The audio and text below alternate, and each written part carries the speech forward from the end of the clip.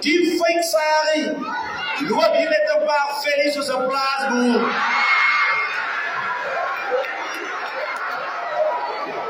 Hierso, kom gou na my toe. Ons gaan gou hierso. Ons moet mekaar nou mooi verstaan. Ek het die video toestemming gegee om sari te wees by ek hier sê. Maar ek moet jou een ding mooi laat verstaan. There's only one sari, mama. Wat snij ze die? Met jou doek zoals een slamse auntie. Yo! Maar geraas van die fake sari is mijn tweeling. Oké, ik kan maar nou gaan. Dat is mijn weer.